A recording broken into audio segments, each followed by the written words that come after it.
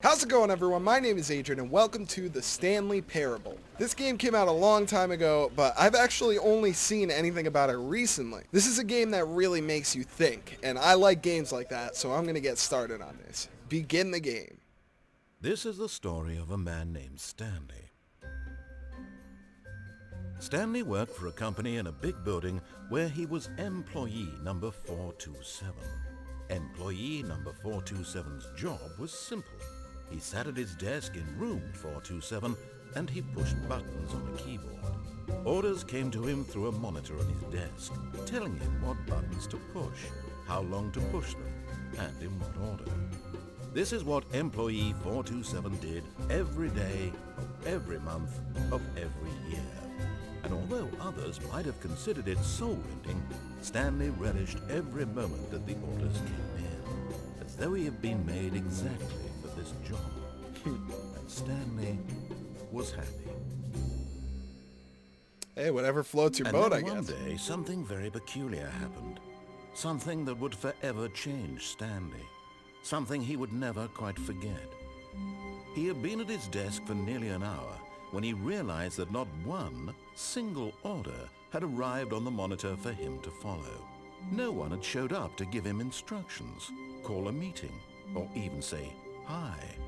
Never in all his years at the company had this happened, this complete isolation. Something was very clearly wrong. Shocked, frozen solid, Stanley found himself unable to move for the longest time.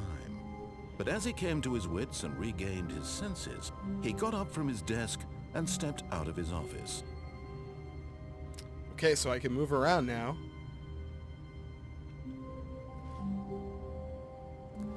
Movement is very fast in this game.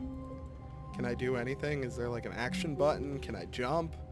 Can I just walk around and move? Zoom in? Like, what do I do? Okay. Well, let's do what the man says. 428. I think that door is locked. What about 429? Also locked. Unless I'm pressing the wrong buttons. There doesn't seem to be that much going on in there, so... All of his co-workers were gone. What could it mean? Stanley decided to go to the meeting room. Perhaps he had simply missed a memo. Or I could just... No matter how hard Stanley looked, he couldn't find a trace of his co-workers.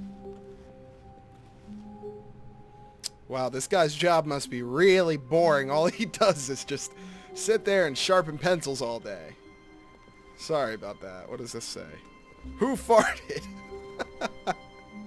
Oh, I already like this game. Stanley went around touching every little thing in the office, but it didn't make a single difference, nor did it advance the story in any way. What does this say? I like work. I just hate my boss. And then this one says, smile.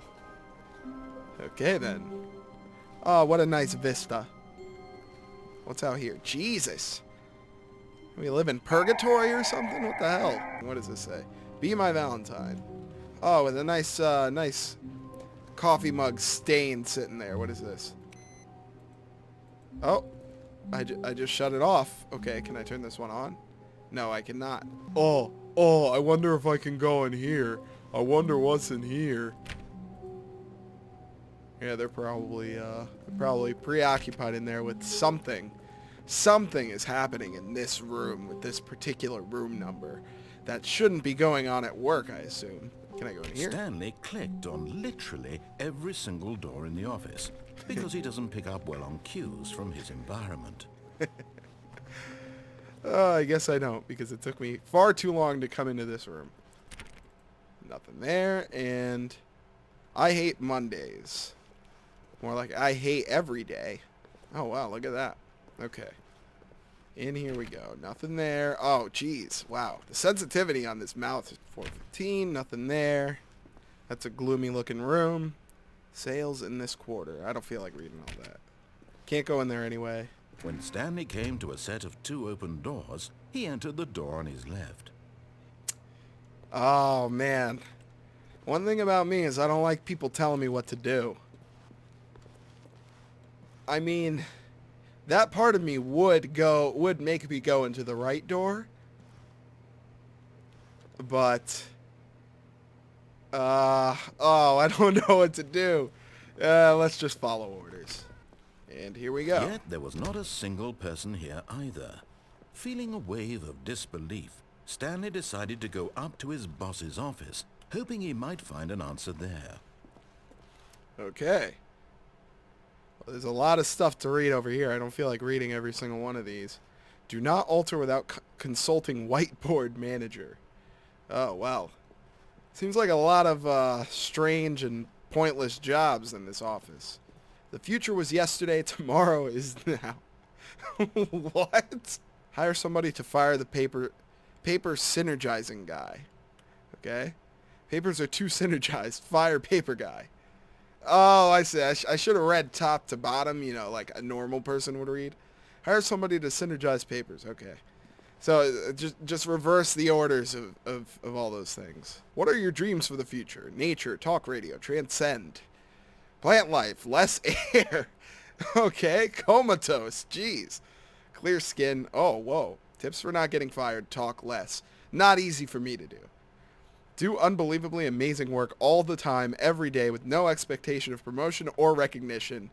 And don't get fired. How to solve a dispute with a coworker. Let it ball up inside you. Take it out passive-aggressively on other coworkers. Resent coworkers for not supporting you more.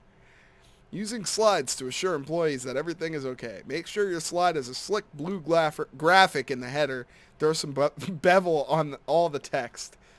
Everyone is unique. You most of all. Number of slides on this slide. Slides, charts, and slides. Interesting. Rate out which charts on the same slide depict the same information. Oh, man. Rate of increase in graphs per slide. Jesus. Getting creative. Please, no more charts. I'm begging. Stop.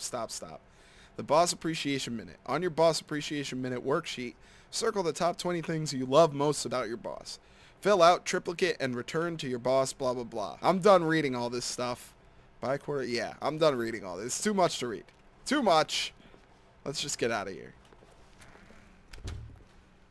Here's the broom closet. And the door just moved me out of the way.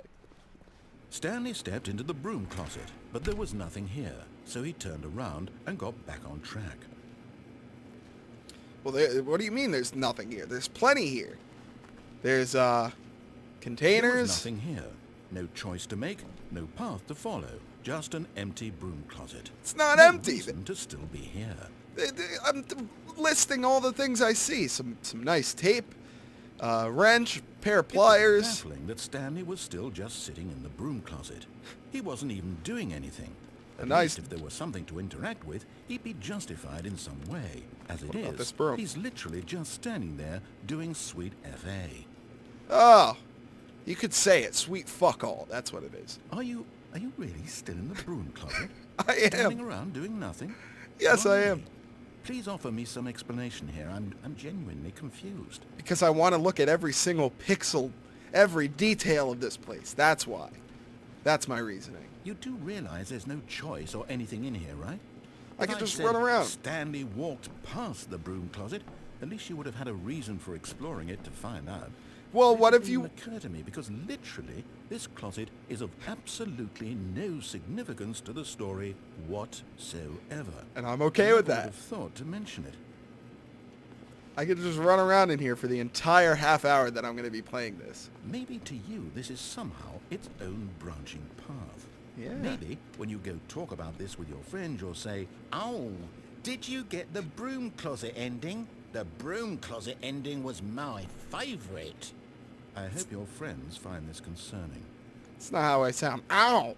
Did you get the broom closet ending? Stanley was fat and ugly and really, really stupid. He probably only got the job because of a family connection. That's how stupid he is. That or with drug money. Also, Stanley's addicted to drugs and hookers. Okay. Jesus. Well, I want to see... I've come to a very definite conclusion about what's going on right now. You're dead. You got to this broom closet, explored it a bit, and were just about to leave because there's nothing here, when a physical malady of some sort shut down your central nervous system and you collapsed on the keyboard. Well, in a situation like this, the responsible thing is to alert someone nearby so as to ensure that your body is taken care of before it begins to decompose. Hello? Anyone who happens to be nearby? The person at this computer is dead. He or she has fallen prey to any number of your countless human physiological vulnerabilities. It's indicative of the long-term sustainability of your species. Please remove their corpse from the area and instruct another human to take their place at the computer, making sure they understand basic first-person video game mechanics and filling them in on the history of narrative tropes in video gaming, so that the irony and insightful commentary of this game is not lost on them. All right, when you've done that, just step out into the hallway. Well, I'm dead, you guys. All right, let's get out of here. I'm tired of this guy. Second player, it's good to have you on board. I guarantee you can't do any worse than the person who came before you. Aha. Coming to a staircase, Stanley walked upstairs to his boss's office. No, I didn't. I don't like you telling me what to do. You told me not to be in that broom closet, and look at how much fun that was. I had a lot of fun in there. And now I'm going to hide under the stairs. Stare at this red light for about a frickin' hour. Let's see what's here. But Stanley just couldn't do it. Nope. He considered the possibility of facing his boss, admitting he had left his post during work hours. He might be fired for that. And in such a competitive economy, why had he taken that risk? All because he believed everyone had vanished? His boss would think he was crazy.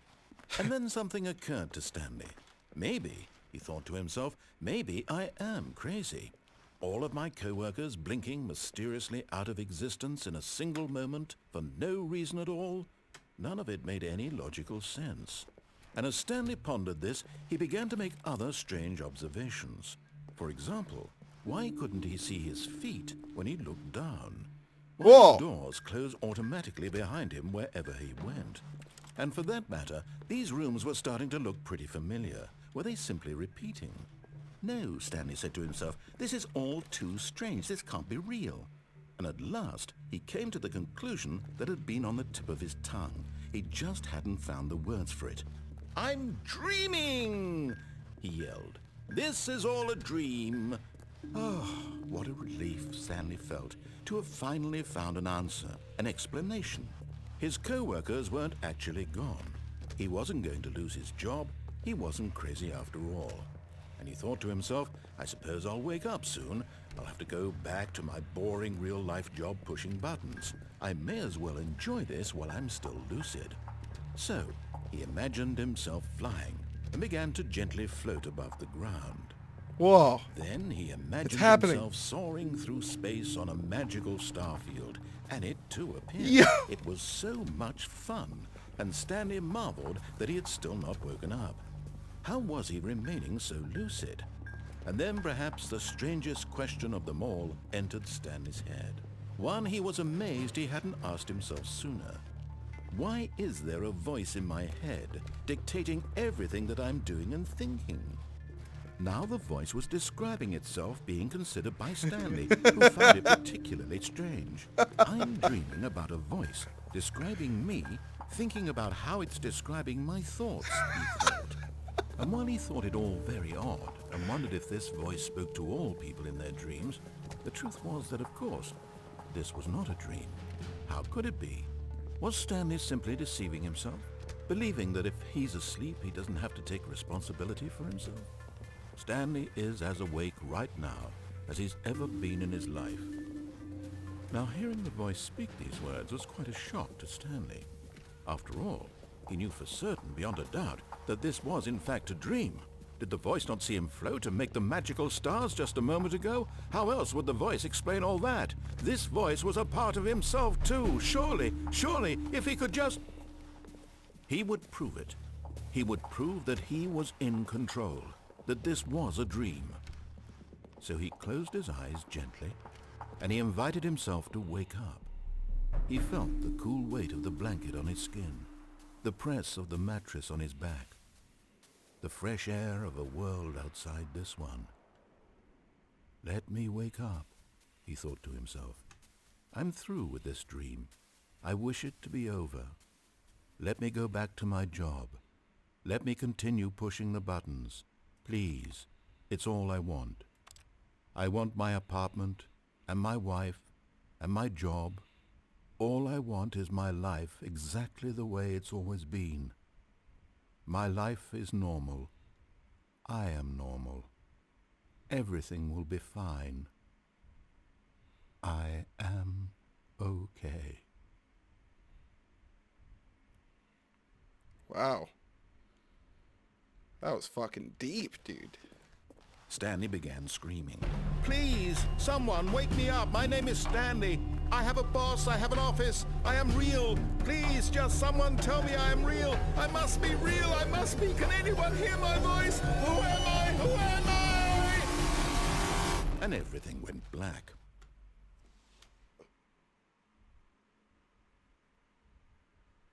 This is the story of a woman named Mariella. Mariella woke up on a day like any other. She arose, got dressed, gathered her belongings, and walked to her place of work. But on this particular day, her walk was interrupted by the body of a man who had stumbled through town talking and screaming to himself, and then collapsed dead on the sidewalk. And although she would soon turn to go call for an ambulance, for just a few brief moments, she considered the strange man. He was obviously crazy. This much she knew. Everyone knows what crazy people look like. And in that moment, she thought to herself how lucky she was to be normal.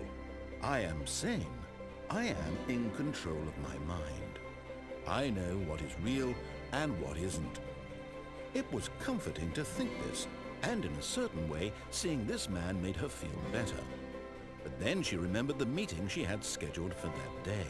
The very important people whose impressions of her would affect her career, and by extension, the rest of her life. She had no time for this, so it was only a moment that she stood there, staring down at the body. And then she turned and ran.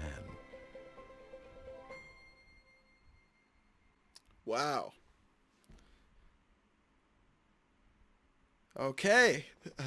That was extremely interesting. Oh, and I'm back at the beginning again.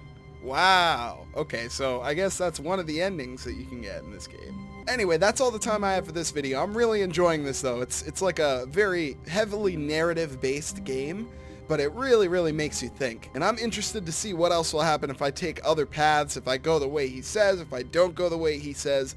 We'll revisit this game for sure. Anyway, thank you all so much for watching. I hope you enjoyed the video. If you did, be sure to leave a like, leave a comment with any opinions or any game suggestions that you want to see me play in the future. And if you like what I do here, please feel free to subscribe. It really helps me out a lot. I try to get at least 5 videos up a week, so stay tuned for more. But once again, thank you all so very much for watching. I hope you all enjoyed, and I can't wait to see you all in the next video. Take it easy.